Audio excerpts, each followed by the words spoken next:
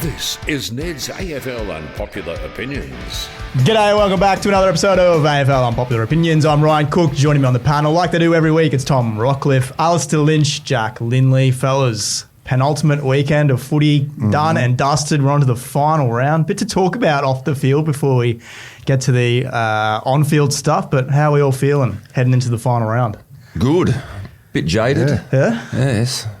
Jaded, why? Well, I was flying around the country last week a bit and cancelled flights and stopovers in Sydney and... Oh, who's cancelled on you?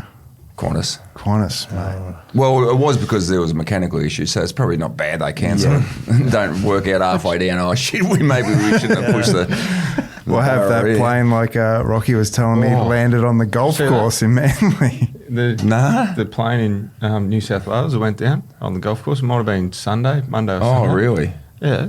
On the golf course? Literally come down. If you got skittled, it was your time to go. Imagine you just got your white hot round going. You think I'm going. Bloke's running 10 minutes late for his tee off. It's flying in hot. Coming in hot. I'm up and about. Because if you go back to the summer... Oh, here we go. Here we go. It took less than 2 minutes. I didn't even get to introduce it. Unprompted. Coffee break. Well, there you go. I mean, we had to record on a Tuesday this week because I had some shopping to do, thanks to Ned. I had to go out yesterday and purchase. Look at this. Oh, nice. For the punters out there, you obviously can't punt Lynchy, and I'm not sure whether you've seen it or not, but I gave him the bet of the year. You did? I was on that day you were talking about it. It was the bet of the year that only offered by Ned's as well. I couldn't find it across any other agencies, and Ned's was... Because you were looking to diversify, were you? Well, I was just having a look just to see how much we could get, where we could get it, and Who let you down, you thought, early in the year? Was it? Well, I had Clayton Oliver, I thought. The bet was any player. Bailey Dale. Dale, that's the got one. to 49. Yeah, he scraped 49, you thought And I he got was a handball. Yeah. So there's the thing with it is, for me, so I also tipped Jesse Cameron at 11 to win the Coleman. Look at him. We'll just, I don't know if I got the receipt for that one. You'll have to check that. Got the receipt for Sydney making the top. Yeah, we've got that one. We've got Sydney receipt. But I tell you what, if Ashcroft wins the Rising Star, Dacos Brown though, and Brisbane the flag, you be smoking Cuban. Give it away. But so like the Coleman or a futures market when you're relying on one player, but for the 50 touches, you've got everyone in the field and you've got all the rounds into the finals. It had to be bet of the year, which I told everyone at 9 to 1. And you've got $9. 3 or 4 heavily developing teams that they're going to allow that sort of game to happen. So correct, Richmond, West Coast, and we're seeing Dale do it, go to 49. It was on, and just had to sweat it out for 23 rounds. Second last round, 23. Well, I had until the grand final anyway, so I wasn't nervous. Don't worry, I wasn't twitching. Imagine a GF 50. Well, yeah. If you get to the finals, it's unlikely. Probably at quarter time they'll lock you down if you're on track for a 50. No one's going to let you run around and have 50, I wouldn't have thought, in a finals. But so what was the collect? Walk us through your collect. The collect was big. It was, big. No, divulge a bit more. Look at that. Nice little watch tucked away here. Okay. But, expensive box. For anyone that followed, do we know how many followed? We probably didn't get the data, but hopefully, I gave them the tip 24 weeks ago. They could have cleaned up. Yep. And then you could have multied it with Jezza. There's 100 to 1. I reckon a few Tigers players may have been on that one, or maybe their coach. Maybe. Richmond players. What are you suggesting, Jack? No one went near him. And between him and Davies Uniac, they've knocked me and Pierce Hanley off. We had 92 between us one day against the Gold Coast Suns. They've had 94 possessions between two players. Well, that Rolex is a nice consolation. So you and Pierce had 1,100 metres gained, didn't you? We had 1,000, I had 100.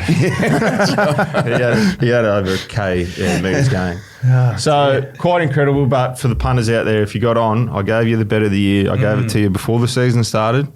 Yeah. And gee, haven't you let social media know? There's been about five clips to the rounds. I'm waiting for the Neds to clip it up and send it out. I've got to have a word to producer Rich over here. He's going to work his magic. There's a few that are calling in about the Swans flag bet that followed you into that one. Well, if they had followed my tips all year, it wouldn't have mattered, would it? The Swans was just a little saver and a bit of fun halfway through the year to keep us going. You're in the green. That's all that matters. We knew that Jezza was going to win and pretty much predicted that. Exactly how it happened. No Hawkins there. He's going to do it in 3 games. He's going to kick a bag of 10 or 11. And sure enough. Can he get to the 100 though?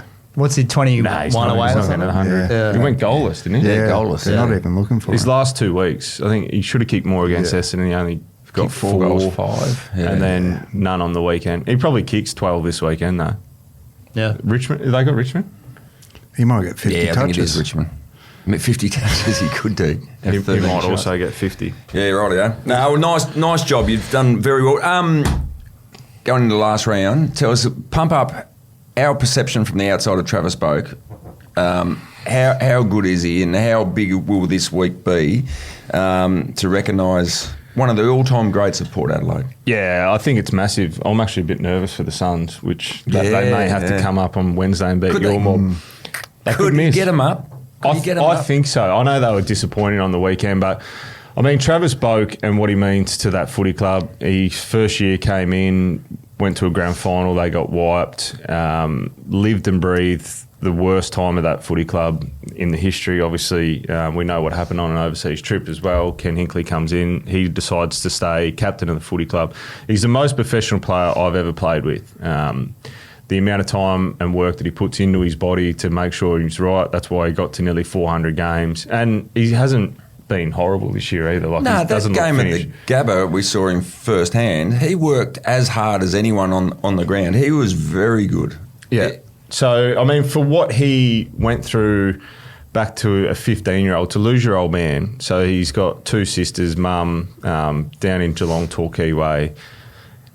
Lose your old man, who's his absolute hero, did everything with, took him to footy, legend in those areas. And then to be able to go and do what he's done. Like, you can go, as a 15-year-old, one of the hardest things I'd imagine you go through, you could go one of 2 ways. And he chose a path of success and footy, and he's come out and he is one of the most genuine, nice people you'll ever meet. His charity work that he does away, it goes unmatched, I think, in the competition. He's always supporting particularly kids' charities.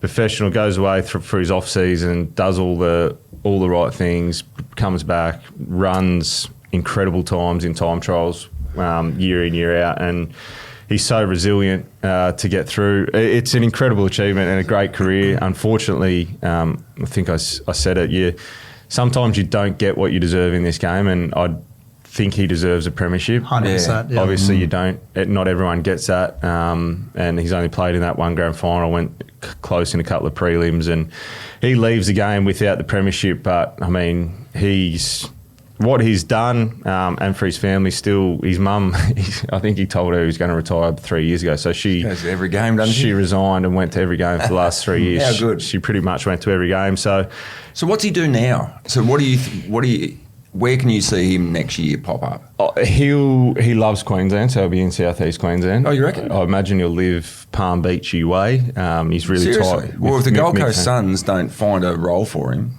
Well, I think he should go down the path, and I said this to him, it's probably speaking out of school a bit, but I think he should go into a leadership type role with a number of organisations, i.e. the Gold Coast Suns, Gold Coast Titans, just like work with their leaders, give him the flexibility to do what he wants. Because I think you need to take a bit of time post-footy to just chill out.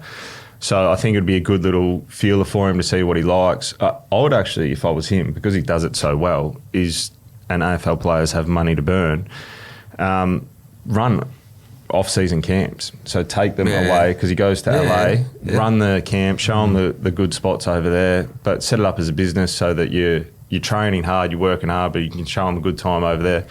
Take 10 blokes, charge them they'll pay it. Like, they'll get the most out of themselves, and away they go. So, an incredible career and well deserved. And Friday night, I'm heading down, so it'll be good. A fair few of us are going over. So you're holding the banner up, are you? I'll be holding the banner, guard of honour.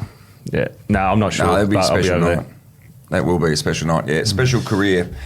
Look forward to seeing what he does afterwards. Has he given you any words of advice before you run out in the Legends game? Because it's officially been announced. Yeah. I feel like we can talk about it now.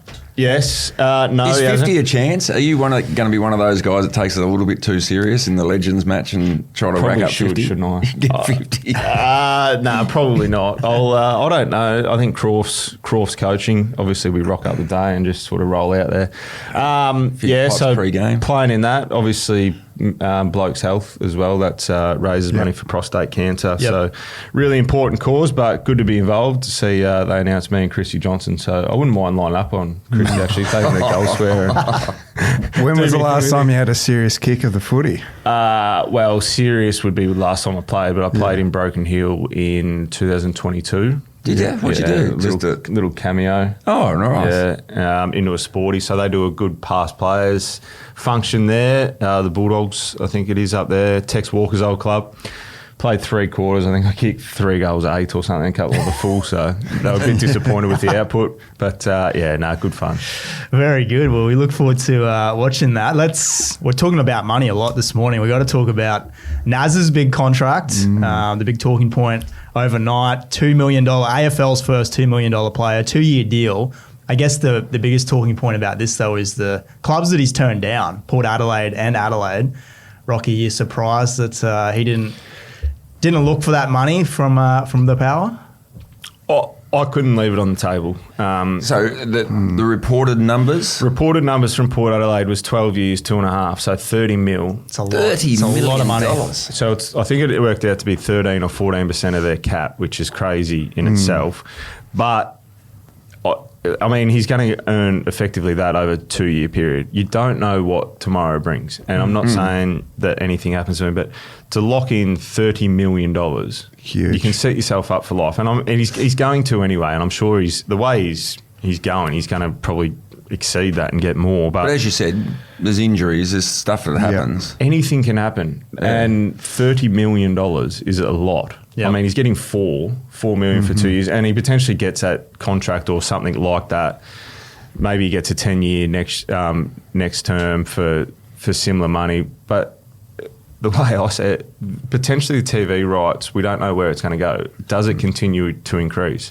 Not sure. There's a bit of conversation that maybe it's been overs, and Lynchy probably has better insight in this, but they're not super happy with how it's going. $30 million to turn down takes a brave man and a better man than me, because I would have to take it. And he deserves it. He deserves to be a $2 million player. There's only a couple in the comp. He deserves it this year. Like the elevation of his standard of play has been extraordinary. Yeah. Like he's gone from, wasn't they talking about 800,000, which is not a bad wedge realistically, and turned 800 into 2 mil over the course of 20 games. Well, yeah, I think Joey Montagna was the one that said it. He's gone from 5th in the best and fairest at St Kilda to the 5th best player in the competition in the space of 12 months. Not even 12 months. It's a fair turnaround, isn't it? It's a great purple patch, and it's earned him over $1 million extra in contract. But and played it well too. Like that didn't Melbourne, say anything. what that Melbourne game did for him. Oh yeah. I mean, he's been better than just that period, obviously, but that's a match-winning performance. He timed out very well, didn't he? Everything about it. You signed 10 mil for 10 years back in the day. So 10 mil? Would you? 2 mil. So what I got for 10 years, he's getting in for 1 year. That's, sign of the times. And what would you do if you got that? Oh, it's a tough one. So, yeah, for me, it was, there was the security. Paul Roos and myself had been to the AFL that year about Fitzroy staying alive as well. And if our contracts fell over, would they underwrite it? And they said, nah, you're on your own. So there was no guarantee we'd get paid at Fitzroy, which was sort of added into that mix. And I think, the major part, because with your playing contracts, you can make a bad investment and that's gone. So it's about positioning yourself to be successful. And that was part of the decision, a major part of the decision for me was to go to a club that hopefully I could experience some success, which worked out, and Brisbane had changed their philosophies. Yeah. So, I mean, Nazi's obviously assessed that, St Kilda are going in the right direction.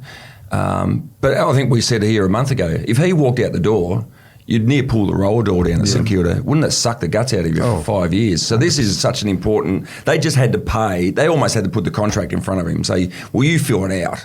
But we need you to stay. Because blank check. Yeah, well, you just fill it out. Go 2 years. Yeah. So I think Ross Lyon sort of said last night, and that's important for both parties. They get to see him over the next couple of years, and importantly, he gets to see the club and sees where they're going. Same with the Matty Rao conversation. In 2 years' time, Matty will know where he's at, and importantly where the club's at to get that success, because that's what it's all about. Because there was a bit of commentary around, you got to pay overs if you're an external club, but for him it's different. You have to pay him overs to keep him at St Kilda. Like they had to, and I don't think it's even overs the way he's playing. I think he's a superstar that we're going to see him at halfback. He's gone in the middle and he's elevated his game again. It's actually scary what he can potentially do. He looks good. What were you blokes do? Because you were pretty strong on the loyalty factor. I was going to ask you guys, how do you feel about the loyalty angle? Because you don't see this very often in sports anymore, especially with these struggling clubs. So, I really like that aspect of it, but...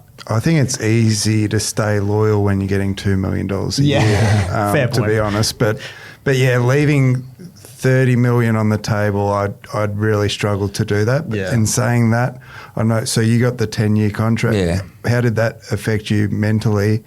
Did you relax a bit once you knew, I've got this 10 years now? Or no, I reckon it goes the other way. It goes the other way because you got to prove yourself.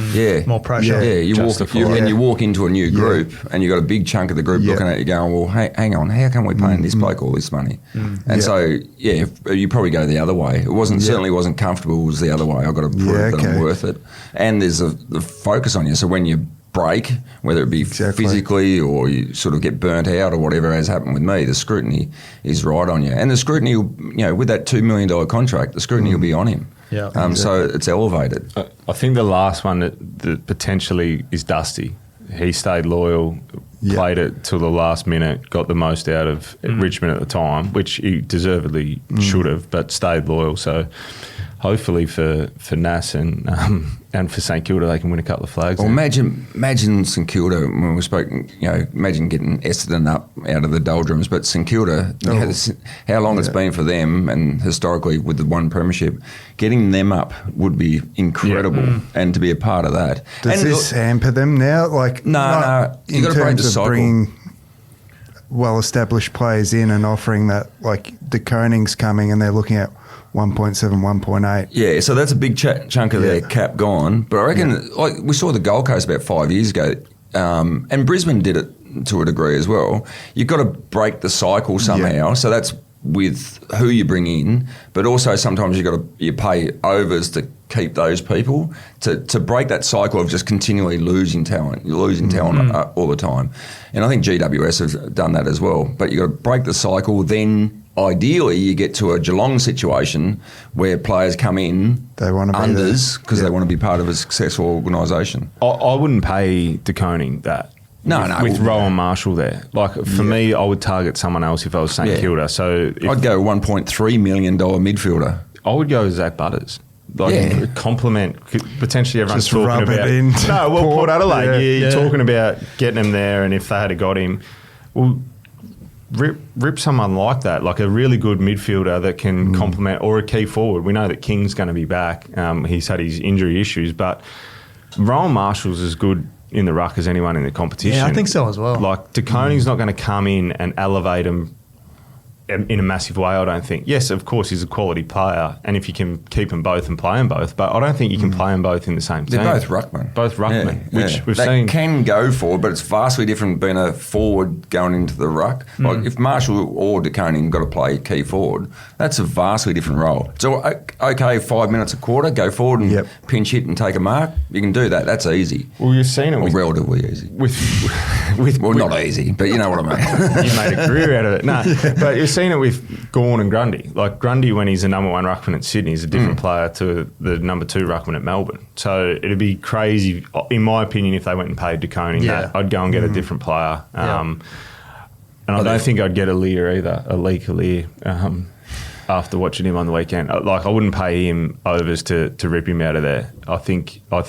Gold Coast showed him up on the weekend. They played through him almost and kept him in the game in that first half. So, What about your comment post-game to interview and speaking of cash, just throwing $2 million around on behalf of the Tassie Devils, you've essentially, in the post-game, you've offered Sam Taylor $2 million bucks. He's too nice, and he didn't understand what I was saying. So we had him on Triple M after the game, Sam Taylor, and I said, Sam, I don't know if Lynchy's down there. I know he's here today. Are you just going to wander over to Lynchy, tap him on the shoulder and say, hey, if you want a $2 million man down at Tassie, it's me. Yeah. And he batted it away. But he's a star. Yeah. Well, if he'd sign for $2 million, it's not my job because we've got recruiters Here we go. and Here's the list exclusive. Clip this up. Sam Taylor. It's not my job because we've got recruiters and list managers. I would suggest though, if he was prepared to move for $2 million, I reckon those people, my staff at the Devils, would be very interested. All right, $2 million goes a long way in Tassie as well. Yeah. Get What's you the a stadium. conversion rate down there? So did you hear that? Sam Taylor, $2 million a year at Tassie. He's got the checkbook out and he's got the pen ready for you to sign. Yeah, gee, he'd be a good signing though, wouldn't he? He's in the best 2 defenders in the comp. Him and Harris Andrews. Yeah. I think he probably is. Yeah, You've been keen on him since the start of the year. Well, I've been keen on him. Lynchy's loved him forever, and then I started to watch him a bit closer. What he does, he intercepts. He's hard. He's tough. He's uncompromising. When he got beaten on the lead, it wasn't even him. I think he handed over to Himmelberg. And giving him a cook, didn't he? Himmelberg got both barrels. But that's what you want. And he could easily be Tasmania's first captain. And I don't think anyone would bat an eyelid. I don't like paying defenders over at the best of times. Sam Taylor, Harris Andrews, different kettle of fish. I'm paying them overs. Just get it done, Lynchy. Oh, Come on, Matt. He's already got his sign. See if I know someone down there that can pull some strings. I will say just lastly on Naz as well, I think the way that he's handled it the entire season has been exceptional. Stunning. Like, you look at De Koning, his play's kind of dropped off a little bit in the last couple of months because of the distraction with the contract, but we haven't seen that from Naz, so I just think that's... Does he set a new precedent here in terms of players negotiating, like hold off? As long as you're performing on the field. Yeah. And Just get a little bidding war going. Yeah. I think you got to, don't you? Like, just let him bid. And if your form starts to dip, then you're in a bit of strife. Then sign. But someone quick. Like, if you feel a bit of a niggle, it's good. I was talking to Lee Harding about this yesterday. Imagine your manager calling you and going, I've got this deal for $30 million. I'd drive straight to their office and sign. The second thought. Are we playing on Mars? I don't care. I'll go anywhere. But he played it perfectly. Next on the Port Adelaide podcast, Ollie Wines. We got to jump into this. 3 weeks is incredible to me for what was in the back, in my opinion. Well, it's definitely not 3 weeks. It's not even a suspension. It wasn't even a free kick on the field. No player remonstrated. It was nothing. Lord, I think it was, went on to play for another hour and then get subbed out. So you're saying the AFL definitively that was the hit that did it. Now, if I was Port Adelaide, I'd go in there and just show incidents where he's in contest and say it could be that one, could be that one. Like, you can't definitively say that he got concussion there. Probably is, but how can you prove that? Like, there's an hour of time post that before he gets subbed out. And it's not even a bad act. It was in the act of kicking. He bumped him. He didn't hit him in the head. His head didn't hit the ground. Like, I can't understand why that's not a suspension. Why that's a suspension, sorry. And then staggering. Well, because, the vision that I saw... Well, I thought they posted the wrong thing originally. It didn't hit him in the head, did it? No. So the AFL put it up and said this is 3 weeks. And I legitimately watched it 7 times and couldn't work out... Is there a different angle that hasn't happened? He can't possibly get suspended for that. So it's Tuesday morning at 8 o'clock. Can't possibly happen. They are appealing it. But on that, so you're going to suspend that. for 3 weeks in the MRO or whatever it is, which they need to just rip up, start again anyway. You go back to Friday night and Berry's there and Brayshaw does effectively the same action as what Ollie Wines does, but off the ball. So the ball's not in play at that point in time. Berry pops his shoulder, potentially misses all of finals campaign now. And we're okay with that. Like, that's a 0, but we want to suspend Ollie for 3 weeks. Is it all just down to concussion? Like, I think you're bang on. If there's an injury from the head, then that's 3 weeks. If it's a shoulder that pops out and you've got to go and have surgery, that's nothing. Like, the same. It's almost the same actions. One was off the ball and gets 0. One was on the ball and gets 3 weeks. You know what the difference is, though? Is the AFL's getting sued for head injuries. Well, what's the difference? The player starts suing them for injuries as well. The head injuries. No, but do they start? Is that that's the difference. I understand. There's not what a class action against shoulder dislocations. Yeah. So that's where the AFL are running scared at the moment, and I think they'd be happy that they can at least hang their hat on. We've sent this to the tribunal. We've put it up as a 3-weeker, and if it gets overturned in a 0, they say, "Well, we've done all we can." Yeah. So I reckon that helps mitigate the risk. It's a disgrace. It's a disgrace. It won't get over. It won't stand. On that, so you don't think he'll get at least a week because there is a concussion? No, I think it's 3 or... Well, in the system at the moment, it's 3 or none. I don't think they're going to give him a week. I don't think... Have we ever seen that where it goes up as 3 and then it comes out as 1? So it can't come back? I think it's 3 or none is my understanding. But again, the That's AFL... where the rules have to get changed as well. That's another part. Couldn't possibly. Yeah. Couldn't possibly. You're right that for the Port Adelaide to present all the head knocks or potential concussion incidents throughout the game, they'd have to go through that and compare it to Ollie Wines and say, well, how can you isolate that this was the one? Yeah, it's staggering. And on the concussion and lawsuits, you sign up and you know that there's an element of risk there. And I think now managing it in 2025, we're much better than what we were back in the day. Back in the day, even when I first started and for early parts of my career,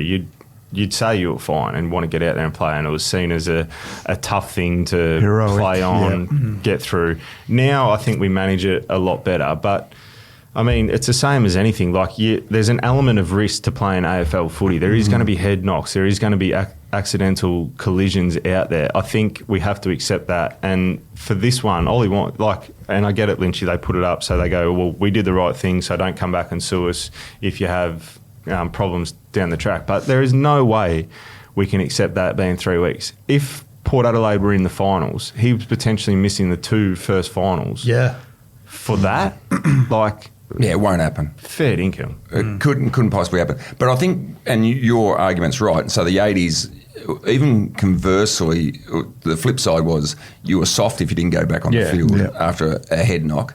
But I think the AFL and the AFL Players Association are getting much better at looking after their players post-injury. Yeah. So whether it's head injury, mental health or physical injury, they're getting much better at that. Even to the degree, did you go to, well, actually you don't have to tell me, but the medical tests, so the AFL Players Association doing medicals on all their past players that voluntary want to go in. And that sort of stuff, that's it's good. Brilliant. So better support post-career.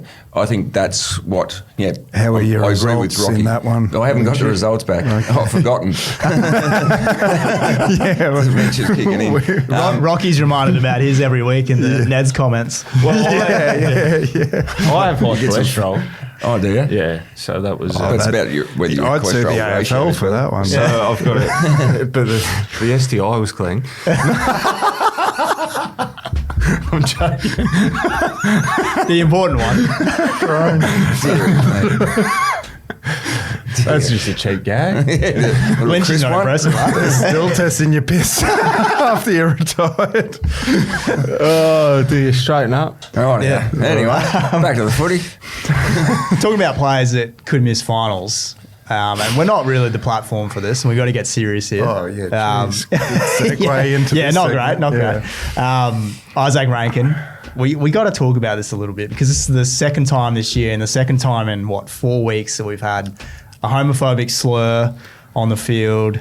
What do you guys make of this? What do you make of the suspension? What do you make of this happening so frequently? Yeah, I mean, there's no place in society for it anymore. It's not accepted. I think we can all acknowledge that now. The 90s, what you could say, is very different to what you can say in 2025. We spoke about it a few weeks ago, that there needs to be a consistent across the board. It needs to be automatic for 6 weeks, whatever it is. I don't think you can have an investigation. Like, if this comes out and it's 2 weeks, there's going to be an uproar. The AFL probably don't care because it'll get forgotten about in a few weeks and away you go. But you've got to be consistent across the board. And we spoke about, so previously, I think last year it was Finlayson and he got 3. And then within a month, I think it was Will Powell. And they gave him extra because it was so close after. So we've seen one this year where it was Graham got 4 weeks for saying the same thing. He self-reported straight after the game. Within a month, we've seen it again. Like, it has to be 6+.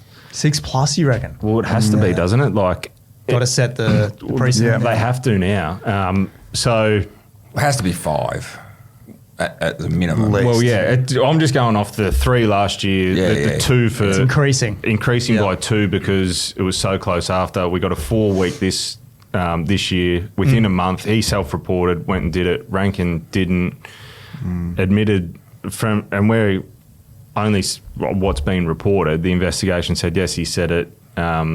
He acknowledged it, didn't self-report. It was Collingwood that brought it up to their officials, went back to Adelaide, then they reported it to the AFL. So it has to be, I think, a 6 week. Unfortunately, the time of the year for him is that he's going to miss a finals campaign. But, I mean, the ramifications from it, there's a vilification. Everyone's taught about it, the education around it. I'm old school in the fact that words are words. I can put up with it. If someone said stuff to me, I'd be okay. But I think not everyone's okay with that, and as a society, we don't accept that, and that's where we're at now. Yeah. So I think I think he's in a bit of strife, and he's said the wrong thing. You have to live with the consequences of it now, and it's going to be, I think, a long-term suspension. Yeah, which is not good. It's got to be stamped out of the game. So and what? How do you stamp it out of the game? What's the right penalty? I'm not sure. Obviously, they're going down the pathway of the weeks. This is why. To make a statement. This is why. So they've got a matrix for the on-field stuff. Yeah. Why is there not a matrix for the off-field stuff, in the fact that you can't have Willie Rioli getting 1 week for what he did and 4 weeks for Graham? Like, it needs to be consistent across the board. If you vilify another player or attack them, it's X amount of weeks. This is the categories. This is what you did. Did you report? No, I didn't. Bang, bang, bang. Yeah. You get elevated if you don't. If you say the wrong thing, and I mean, we've all been guilty of saying the wrong thing in our life. No one can sit there and say they've been perfect throughout their whole life. Unfortunately, you've got to own it, and he's going to have to own it, and he's going to cop the the fact that so many people before him have done it, and it should have been educated by the clubs, and it's not like a head clash where there's so many variables involved and you accidentally you've got complete control of what leaves your mouth during a game. I mean, in the heat of the contest, things are said, but you've just got to get those words out of your vocabulary. And the main reason why players get these penalties is to get it out of the game is one thing, but to get it out of society. That respect for others in society is the major issue, and junior levels. Yeah, and sport is a vehicle for setting those standards. And maybe this is what it takes: someone missing a finals campaign to really get that message across. Yeah. Well, it's a big out, isn't it? I mean, just looking at the player. If Izak Rankine is missing the finals. That's a huge hole. Massive for them. Like, he's a match winner for the Crows, but unfortunately, you can't view it that way, and the AFL can't view it that way. Oh, no, not at all. But for Adelaide, just from a footy point of view, my goodness, sitting pretty on top. And I also wonder a little bit if what happened with Tex a few years ago with what he said sort of makes the penalty bigger in this situation. Amplifies the club. Yeah, for the club. Yeah. But anyway, let's talk about the Crows from a footy perspective. Do you guys think they're maybe a little bit vulnerable? Because a slow start against Collingwood on Saturday night, they got the rub of the green with the officiating, I thought. There were. I want to get to the umpires. We'll go to the Crows first. But take it away. Well, the Crows, you win 1 of 100 of them. games. Don't you, Lynchy? Like, you can't have a inside 50 count 70-30 like that. That you lose 99 71 to 37. That's just ridiculous. 99 out of 100, and they did. I think the officiating wasn't great in it. They got a rub of the green with that, but they're certainly vulnerable. Their defence is stacked up really well, so they were vulnerable in that area. Going into the season, we thought, yes, they got their key posts in the front half. Their midfield's starting to come on.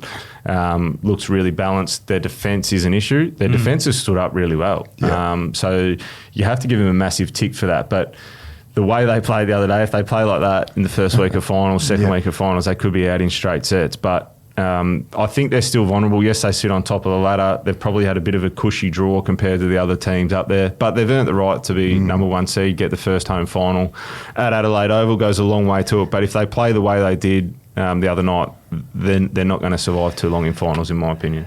No, not at all. And have you seen a stat like, and this reinforces the game was played in the forward half for Collingwood, Collingwood have had 32 forward 50 tackles. Off the charts.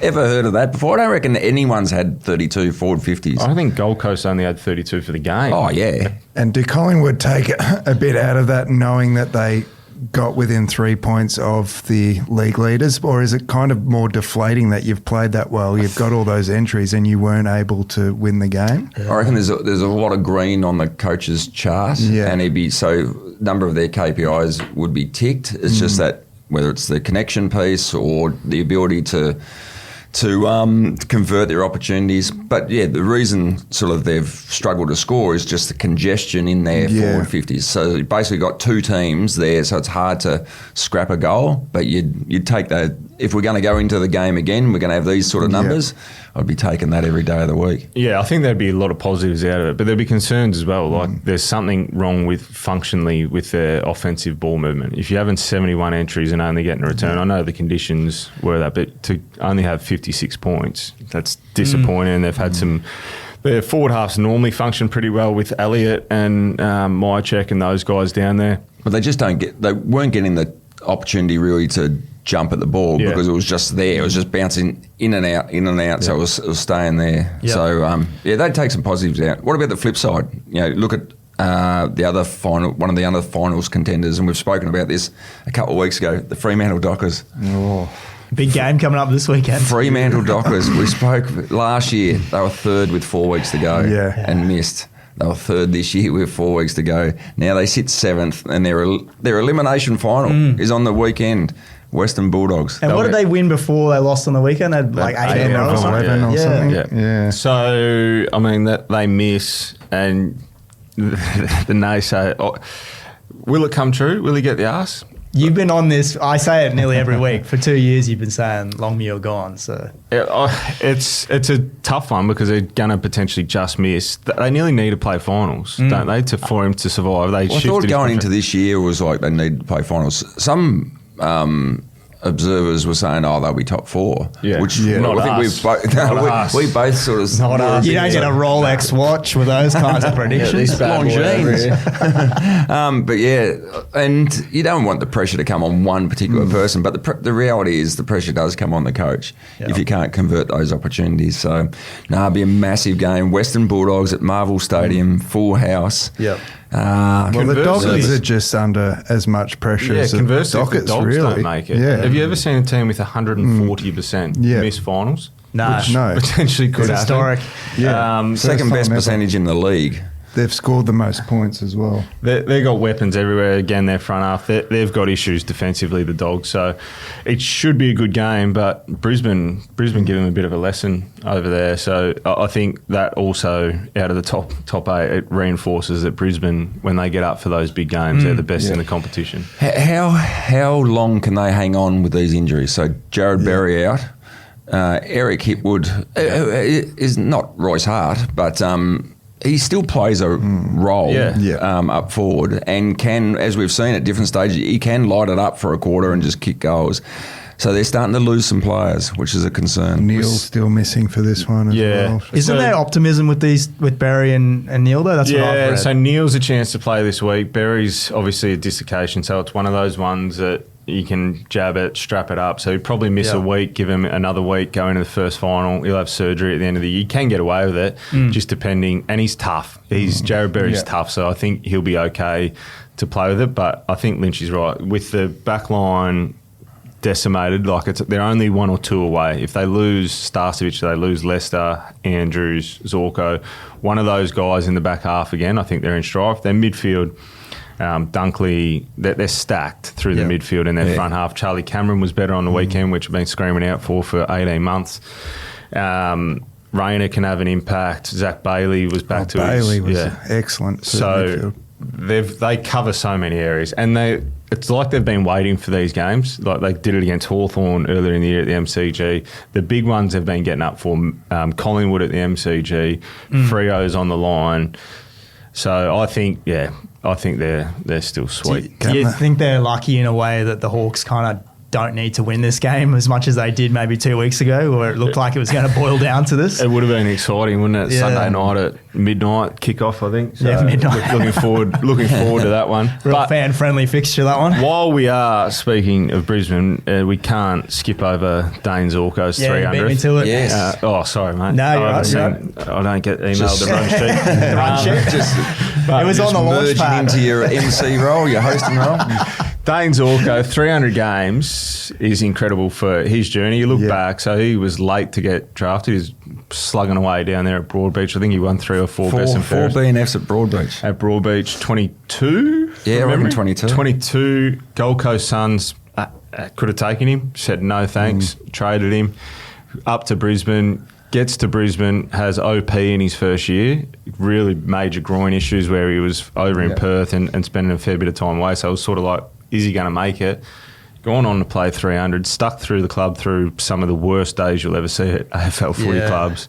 Did it really tough. Skipper, and then brings a tear to your eye legitimately last year when he's standing up there holding the Premiership Cup to know what he's gone through. And then to get to 300 games shows how resilient he is and an absolute star of the competition. He's won 4 best and fairest. Pretty stiff not to be the best and fairest winner last year in a Premiership year.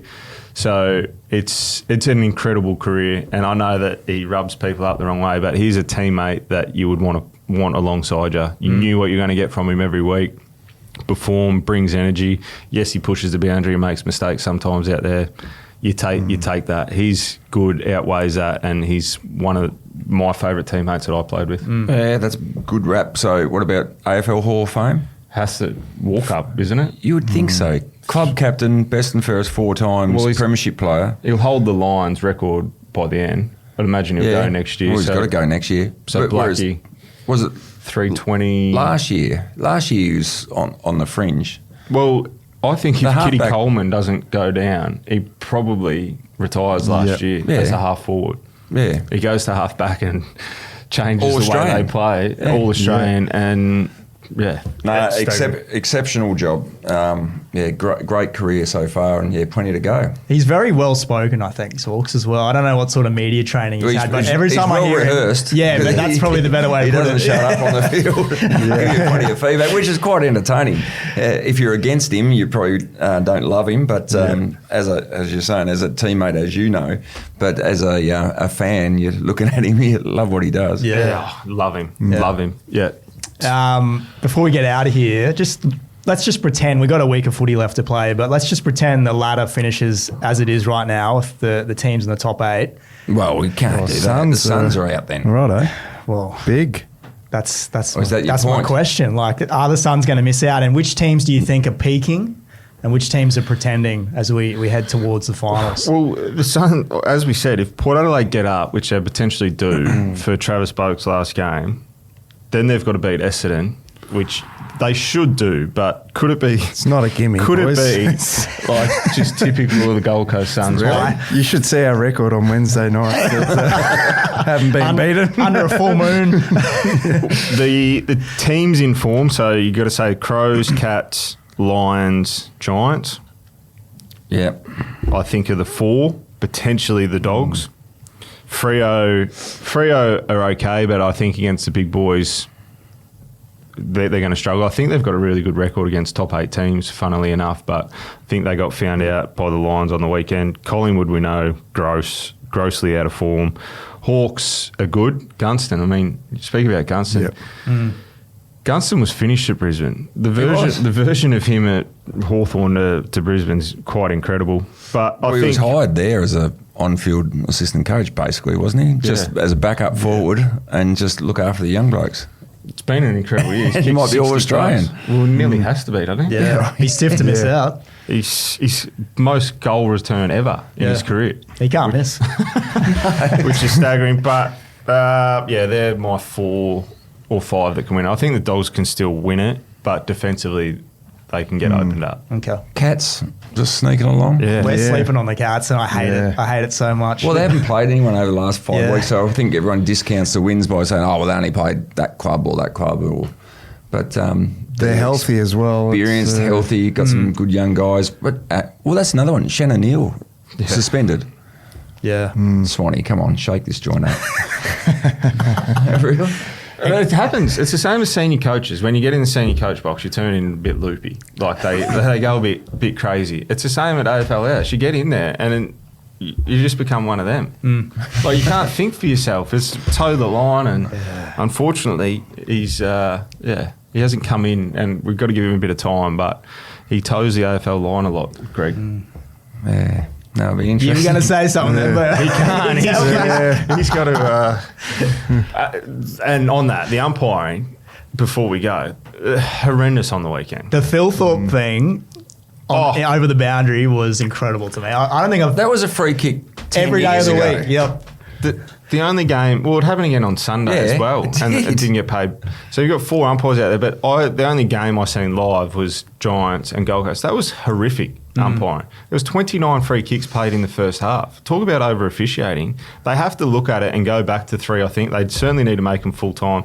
And stupidly, they're bringing in more rule changes. So it looks like last touch is definitely coming in next year. Why do we have this obsession with changing rules? Don't like it. And then the umpires, they're always playing catch-up. So it's not the umpire's fault.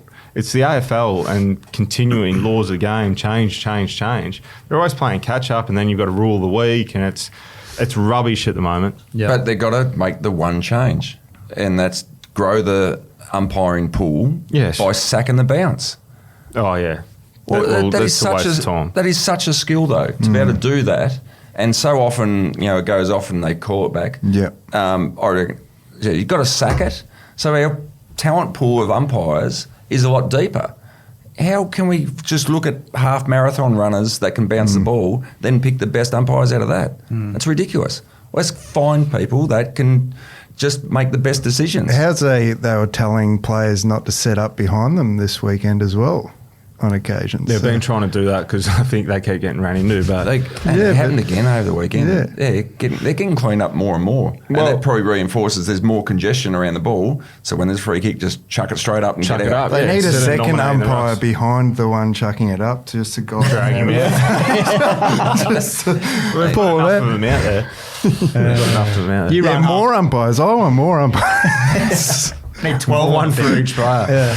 Could you bounce a ball? You run half marathons, don't you, Rocky? I could do. Yeah, I could. We'll get a live But don't demonstration bounce it. next week. Throw it up. Well, they need to throw it up anyway. But, You know- I mean, you speak about it. Ruckman are going to be finished if they bring in last touch. Yeah. Yeah. We're speaking about it upstairs. What's the point of having a Ruckman? For a centre square bounce, which they don't jump anyway, they go and stand next to each other. Then the Saints' plans would definitely change. Yeah. Don't need TDK. Yeah. Well, Nas can just Nash, ruck as well. yeah, ruck Rover. There's nothing he can't do. Oh, boy. All right, boys, that might do us for this week. We'll be back to recap what should be a thrilling final weekend of footy. Thank you, Rocky. Thank you, Lynchy. Thank you, Jack. Thank you. What's gambling really costing you? For free and confidential support, visit gamblinghelponline.org.au.